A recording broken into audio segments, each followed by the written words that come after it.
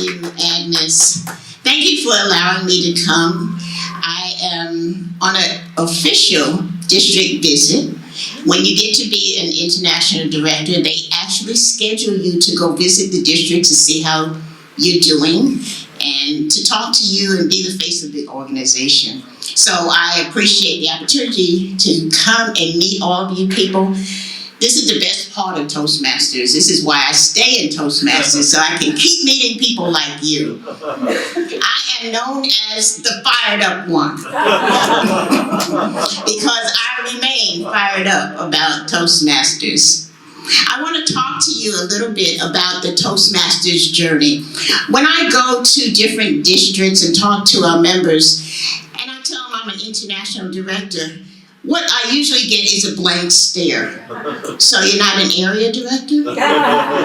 So you're not a division director? Well, what does that mean? And so I want to talk to you today about what that means. Not just me, but you can do it too. And I hope there's somebody in this audience who will take up the challenge. Shawana, you look like you have some potential there. I may take it. So, how many are leaders in this room? All right. Yes. John Maxwell, one of my favorite authors, says everything rises and falls on leadership. In fact, your leadership skills determine the level of your success, and your leadership skills determine the level of your success and the success of those around you. So the better you are at leadership, the better will everyone be around you, and the better the quality of your life will be. Because you first have to lead who? Yourself. Yourself, exactly. Toastmasters program has a leadership journey, that I call it, that teaches competencies. And a competency is a combination of skills, knowledge, behavior, and abilities.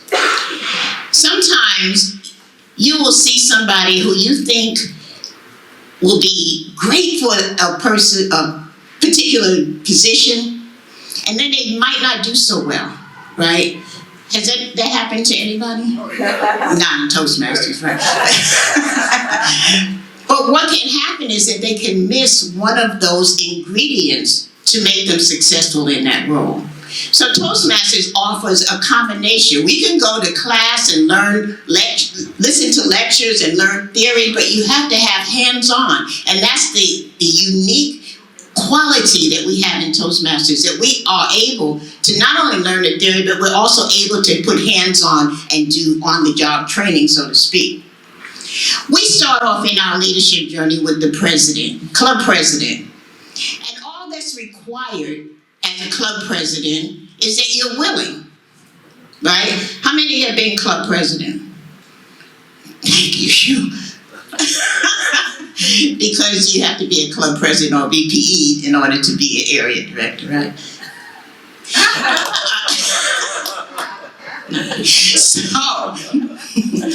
So when you are club president, oftentimes people just say, we need a president, can you be one? Right?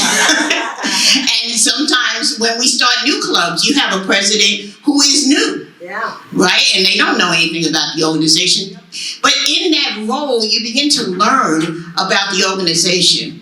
And you amass some qualities too, because we know that our club mission is, we provide a supportive, say it with me, and positive learning experience in which members are empowered to develop communication and leadership skills, resulting in greater self-confidence and personal growth. So as club president, where you are starting the leadership journey in this organization, you need to have some self-confidence. You need to have personal growth or be open to personal growth. And you need to begin to learn something about the organization. Then you go to area director.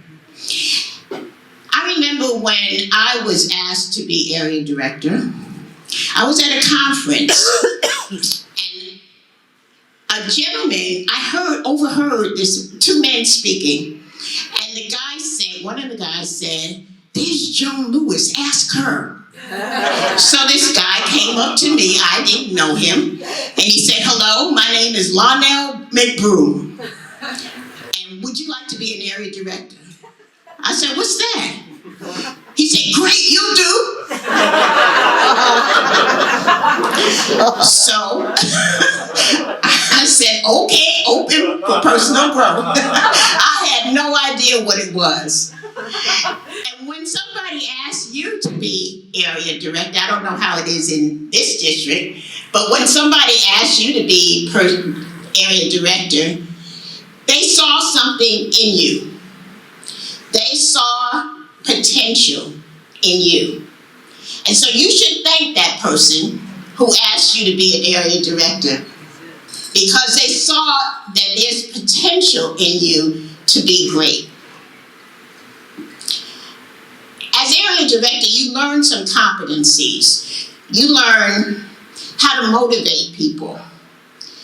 You learn how to coach people, how to meet deadlines, how to tell people that you have, you show them your adaptability, you show them that you are able to handle this job, you're dependable. These are the things that you are beginning to amass as competencies.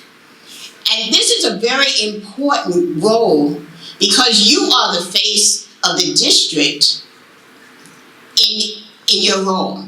The club members who are there, they see you more than they'll see the trio. They see you. And if you have a bad experience with them, they could be turned off of the organization altogether. So it's very important that you become the face of Toastmasters. Professionalism, self-confidence, and then you have something to offer. Very important role.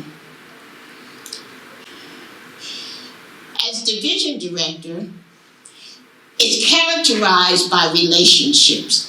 So division director is the first management role in our organization. You manage a team.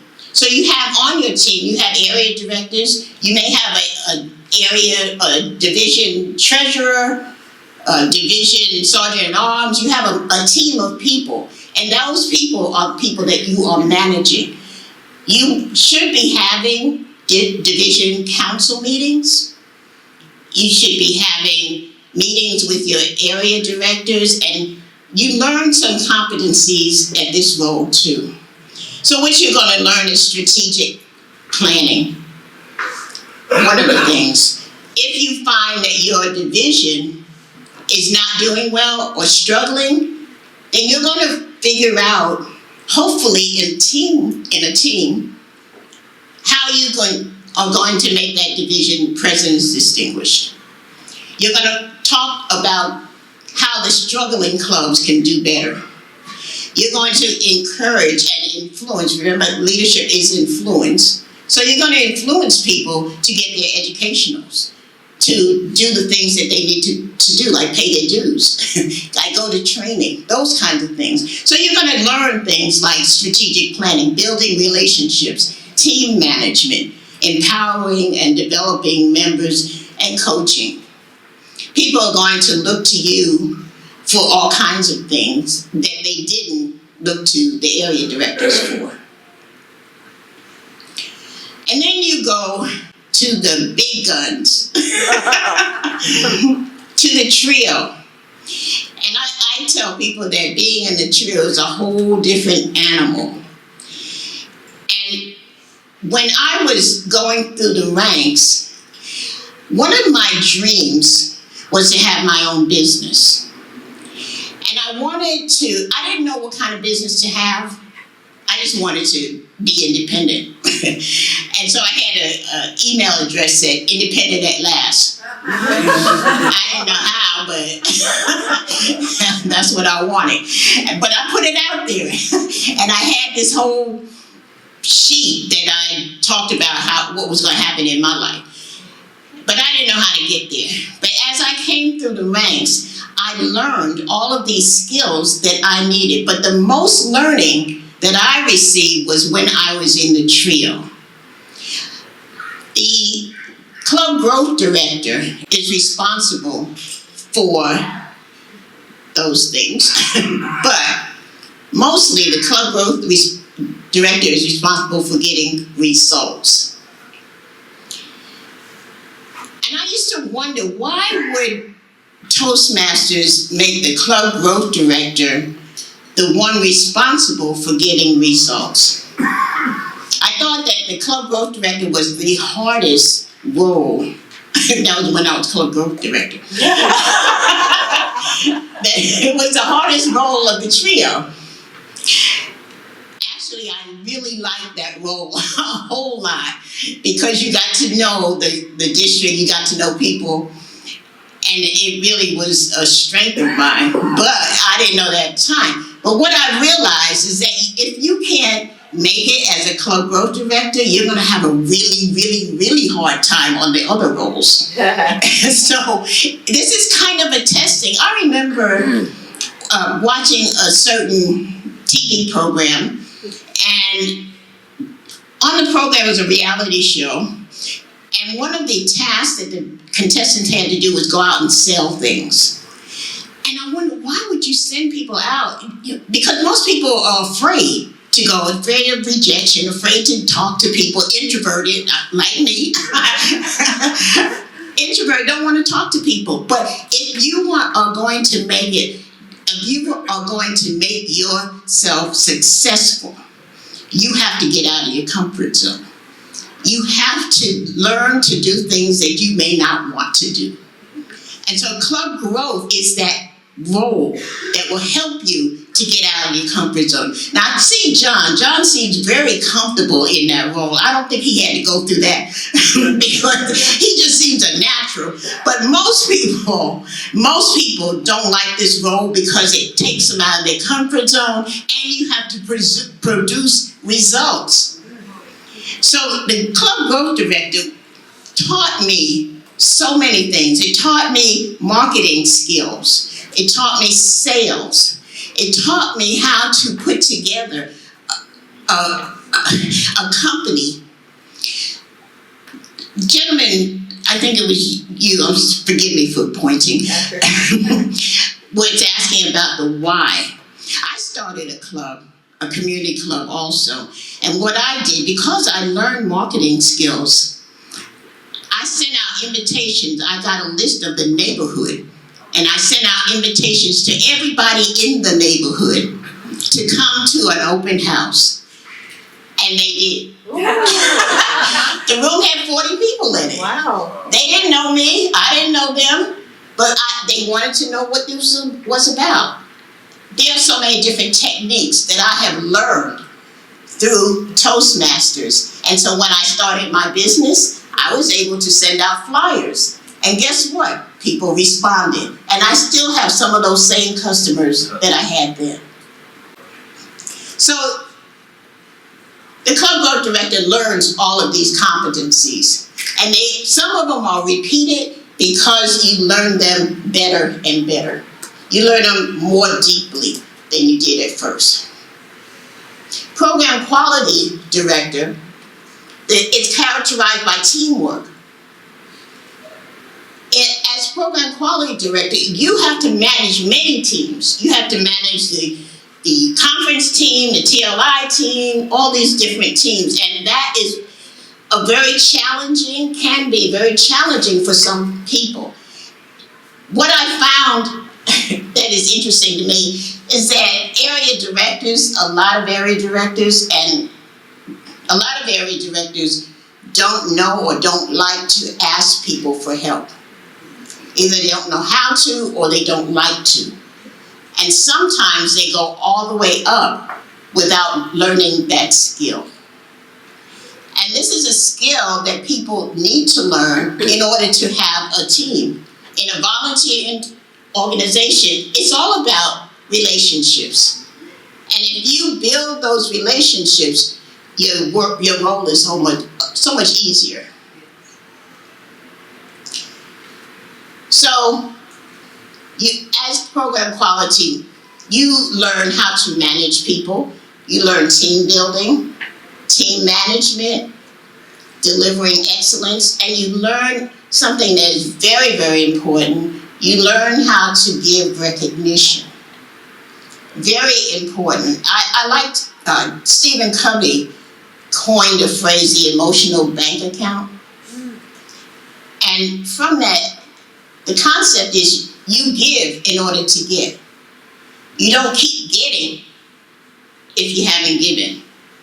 And sometimes leaders think that they should always be getting, but not giving. You give first, and then you're able to withdraw on that bank account. So we learn those things as you're coming up the ranks. Then there's district director. God bless you. As club growth, I thought that was the hardest job, and then I became district director. That is a wonderful job. But you need strength. You need all of those competencies that you amass coming up the ranks. You need people. You need a following, because those people are going to hold your arms up, so to speak. Those are the people that you'll be able to rely on. You have to bring that along with you. And so the role of the district director is to fulfill the district mission. And we all know what the district mission is, right? Of course, because it's up there. So you can learn all of these things as district director. As district director was when I really got my jolt. And I say that people coming in, introvert or not, all become type A personalities when you're district director. You have to. You have to.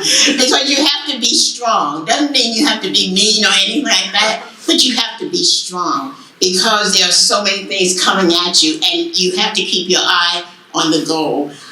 I had a conversation with a lady a little while ago, and she said, do you know that the staff is running our organization? I was like, yeah. This is not a business. Yeah, it is. Actually, it is a business. Any organization that has been around for 95 years, believe me, it's an organization. And there are rules and policies and staff people who run the organization. We as volunteers, we don't run it. We work out what we do, but we don't run the organization. So I didn't learn that until I was in the trio, but that gave me an idea of how an organization is run. Consequently, I was able to run my own business. Then you get to the international level. So on the international level, you have region advisors. So in order to be a region advisor, you have to have been a district director. And the region advisor is appointed by the international president to mentor, coach, work with the trio plus the public relations manager. And the goal is still the district mission and helping the districts to reach distinguished or better. You have to have marketing experience. That's one of the things they're looking for. You have to have conflict resolution experience, or at least not be afraid of conflict, because sad to say there is some, a little bit. But region advisors, there are 2 region advisors for every region that has over 9 districts. We have at present 14 regions in our organization, and there are 2 region advisors for every region that has over 9. And then you have the International Board of Directors. And what is characteristic about the International Board of Directors is strategic thinking. The Board of Directors sets policy for the organization. So in order to be an international director, you do not have to be a region advisor. You can run after you become a district director. But the international directors are the ones that set the policy. I hate saying that because then everybody attacks you, but that's what we do. There are 14 of us. There are 14 international directors, and those are our current international directors. There's one international director from each of the 14 regions. So even though we say I'm from Region 2, we represent the whole organization, not just our region, but we go and visit our region. And then we have 4 international officers, and the officers are second vice president on up to the international president. And the second vice president is the entry point, like the trio. So oftentimes you have people running for club growth director to get into the trio, and then nobody runs against the program quality and the district director. Once you get elected to second vice president, no one runs against you.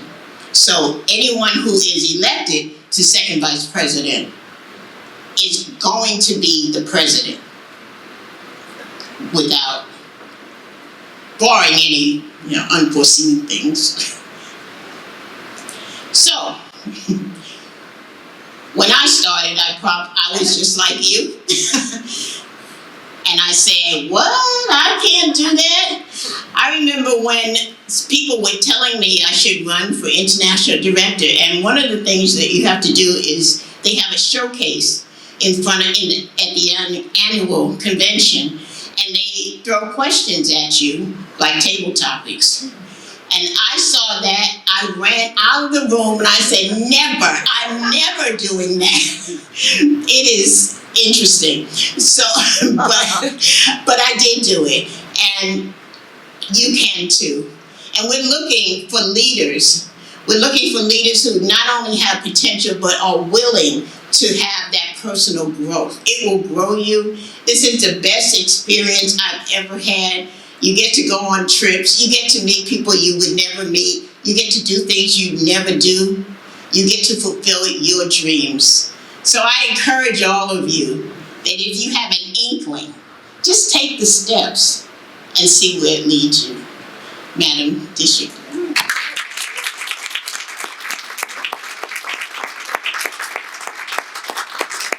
Thank you so much, Joan. Quick question. Is your term 2 years? 2